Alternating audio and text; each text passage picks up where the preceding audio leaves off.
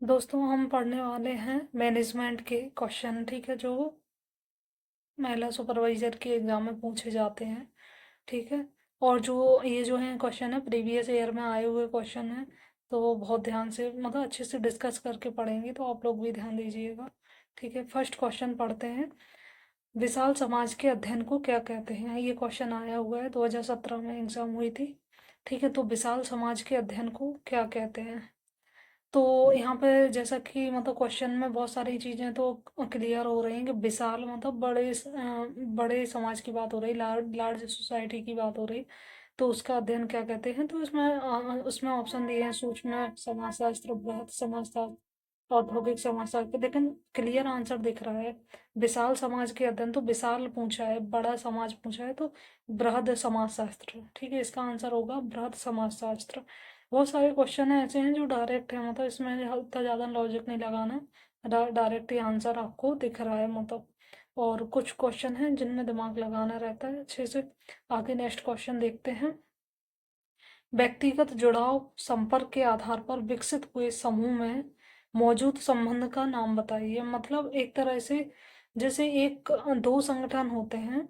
एक होता है औपचारिक। औपचारिक जो है नियमों से बंधा हुआ होता है, ठीक है, और वो ऑफिशियल होता है। लेकिन जो अनौपचारिक संगठन होता है वो व्यक्तिगत होता है। मान के चलो आप कहीं पार्क में घूमने जा रहे हैं, वहां पे आप लोगों से बात करने लगे, आपका ग्रुप बन गया, तो वो एक तरह से अनौपचारिक संगठन है। ठीक है, और या फिर ऑफिस में आपके ग्रुप के लोग हैं, वो लोग सब बैठ के हंसी मजाक साथ में खाना ना खाना। तो ऐसा जो संगठन बनता है वो अनौपचारिक होता है, यानी कि इनफॉर्मल होता है। ठीक है, मतलब ऑफिशियल नहीं होता है, अनऑफिशियल होता है एक तरह से। तो इसका आंसर है व्यक्तिगत जुड़ाव या संपर्क के आधार पर। मतलब व्यक्तिगत आपके खुद के पर्सनल कनेक्शन है ये। ठीक है, तो उसके आधार पर कोई अगर संबंध बनता है तो उसको बोलते हैं अनौपचारिक संबंध। इसका आंसर अनौपचारिक होगा। ठीक है, दोनों बता दिए मैंने, औपचारिक अनौपचारिक। इसके बाद जो है नेक्स्ट क्वेश्चन देखते हैं। नेक्स्ट क्वेश्चन है कि व्यक्ति की सभी अद्वितीय विशेषताओं को समायोजन के पैटर्न को क्या कहते हैं? मतलब कोई इंसान है, अगर उसके अंदर कोई बहुत ही अलग टाइप के क्वालिटी हैं, तो उनको क्या बोलेंगे? इस पे इंग्लिश में लिखा है all the unique traits and pattern of the adjustment of the individual is known as. मतलब ऐसे पर्सन को क्या बोलेंगे? तो एआई इस पैटर्न को क्या बोलेंगे? अगर कोई के अंदर एक अद्वितीय, एक अलग प्रकार की वो है, कैरेक्टर है, मतलब आर्ट है, मतलब तो उसको क्या बोलेंगे? ऐसी विशेषताओं को तो उसको बोलते हैं व्यक्तित्व। मतलब एक तरह से पर्सनालिटी है वो आपकी।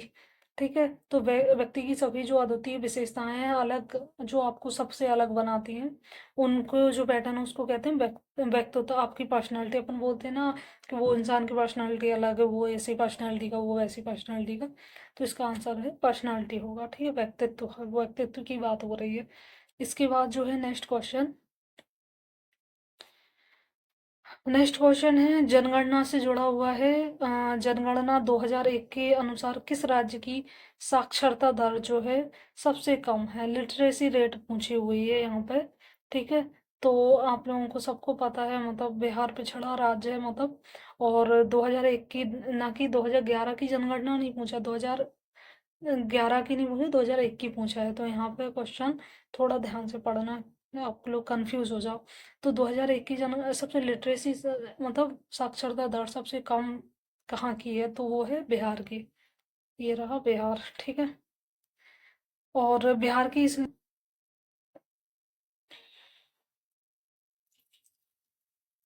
नेक्स्ट क्वेश्चन है कि एक विधि समूह, एक ग्रुप की बात हो रही है।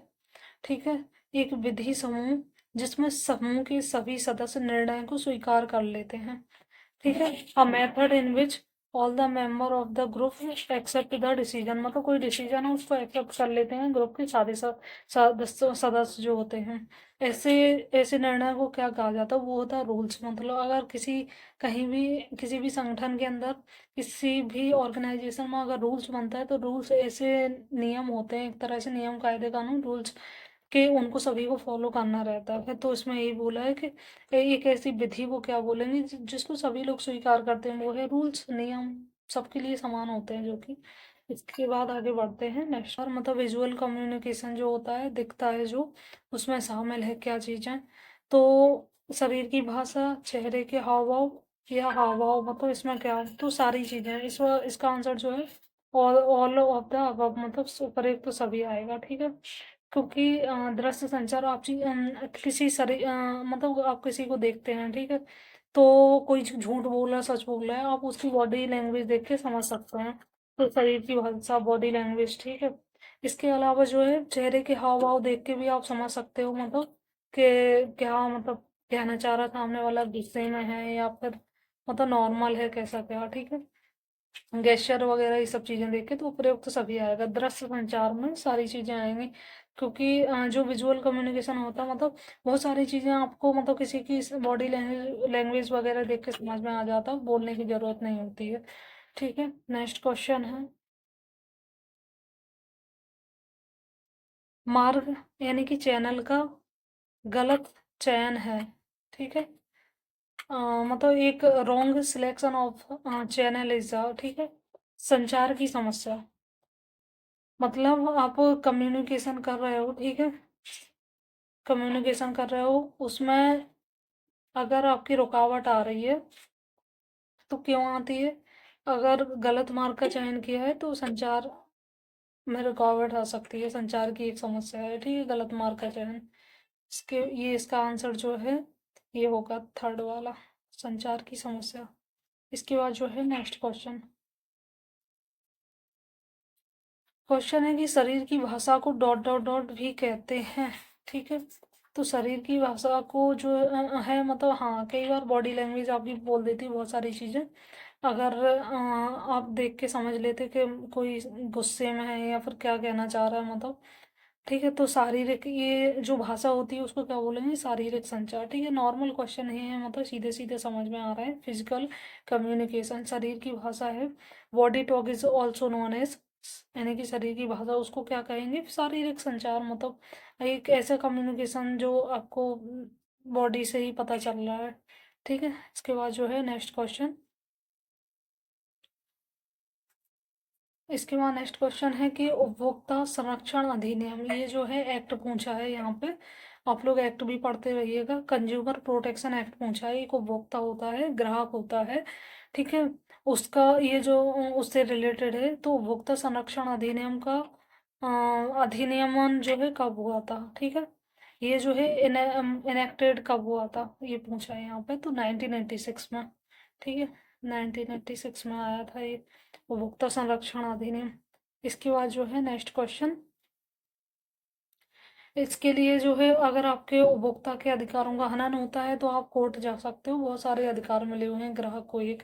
इसके बाद जो है नेक्स्ट क्वेश्चन पढ़ते हैं कि आधिकारिक अधिकार युक्त नेतृत्वकर्ता या नेता का दूसरा नाम है, मतलब एक तरह से कोई अधिकार युक्त नेतृत्व करता है जिसको अधिकार मिले हुए हैं, ठीक है। और आधिकारिक है, ऑफिशियल है, मतलब एक तरह से लोगों ने उसको बहुत ज़्यादा पावर दे रखी है, ठीक है। ऐसा जो लीडर होगा उसको क्या बोलेंगे, यहाँ पे पूछा है। तो ऐसे जो लीडर को बोलेंगे तानाशाह, क्योंकि उसके पास जो है ओवर पावर है, मतलब शक्तियाँ हैं, अधिकार युक्त है पहले से, उसको बहुत ज़्यादा पावर दे रखी है वो जनता ने, ठीक है। तो ऐसे लीडर को जो है तानाशाह बोलेंगे, डिक्टेटर इंग्लिश में बोलते हैं, ठीक है। इसके बाद जो है नेक्स्ट क्वेश्चन है कि समूह के सदस्यों के रवैये के योग को क्या कहते हैं। समूह है, कोई ग्रुप है, उसके मेंबर हैं, उनका जो बिहेवियर है उसको क्या कहेंगे, क्या कहेंगे आप लोग, मतलब बताइए। क्वेश्चन पहले तो ऑप्शन को पढ़िए, ऑप्शन को ध्यान से पढ़ना बहुत ज़रूरी होता है क्योंकि बहुत सारे उसमें छुपी रहते हैं, ठीक है। मोटे देखो, इसका आंसर जो है ना बोथ ऑफ द एबव है, दोनों। क्योंकि कोई ग्रुप है, उसके सदस्यों के जो रवैया होता है उसको प्रेरणा कहते हैं, ठीक है, और मनोबल कहते हैं। एक तरह से आपको किसी का रवैया है, मतलब अच्छा पॉजिटिव रवैया, तो उससे आपको मोटिवेशन भी मिल सकता है, प्रेरणा मिल सकती है, और आपको मोरल वैल्यूज भी मिल सकती हैं, ठीक है, आपका मनोबल बढ़ेगा, ठीक है। इसके बाद जो है नेक्स्ट क्वेश्चन पे बढ़ते हैं आगे। क्वेश्चन है कि जब शिक्षाविदों को शैक्षिक प्रकृति के किसी विषय पर दर्शकों श्रोताओं के मध्य व्याख्यान या प्रस्तुति देने के लिए आमंत्रित किया जाता है तो इसे डॉट डॉट डॉट कहते हैं। ठीक है, तो मतलब जैसे आपने देखा होगा आपके कॉलेज में प्रोग्राम होते हैं। ठीक है, प्रोग्राम होते हैं, एनुअल फंक्शन है, फिर अलग अलग सेमिनार वगैरह, वर्कशॉप वगैरह। ठीक है, तो इसमें ये पूछा कि जब शिक्षाविदों को बुलाया जाता है तो शैक्षिक प्रकृति के किसी विषय पर, स्पेशल विषय पर दर्शकों या श्रोताओं के मध्य व्याख्यान करने के लिए, प्रस्तुति देने के लिए किसी को आमंत्रित किया जाता है तो उसको क्या बोलते हैं? उसको सेमिनार बोलते हैं। जो स्पेशल गेस्ट आते हैं उनको बुलाया जाता है, ऐसा कोई प्रोग्राम होता है जो अपने क्षेत्र के स्पेशलिस्ट होते हैं। ठीक है, तो ऐसे प्रोग्राम को संगोष्ठी या सेमिनार बोलते हैं। ठीक है, और आज इतने ही क्वेश्चन है, बाकी क्वेश्चन कल करेंगे। ये सीरीज चल रही जब तक कि पूरे क्वेश्चन सही नहीं हो जाते, वो सारे क्वेश्चन जो है सॉल्व नहीं करवा देती मैं, तब तक पूरा ये सीरीज चलेगी। ये चाहे मैनेजमेंट हो, चाहे बाल विकास हो, चाहे न्यूट्रिशन हो, चाहे मतलब एक्ट वगैरह, सारे क्वेश्चन करवाए जाएंगे जो भी प्रीवियस ईयर का आए हुए हैं एमसीक्यू। तो आप लोग चैनल को जो है सब्सक्राइब कर लीजिए, और उसके अलावा जो है शेयर भी कर दीजिए, क्योंकि और अच्छा लगा हो तो लाइक कर दीजिए। और कमेंट करके ज़रूर बताएं कि आप लोग कुछ सजेस्ट कीजिए कि कुछ मतलब इसमें क्या इम्प्रूवमेंट कर सकते हैं। ठीक है, वीडियो में, या आप लोग और किसी सब्जेक्ट का कुछ वीडियो चाहते हैं तो बिल्कुल कमेंट करके ज़रूर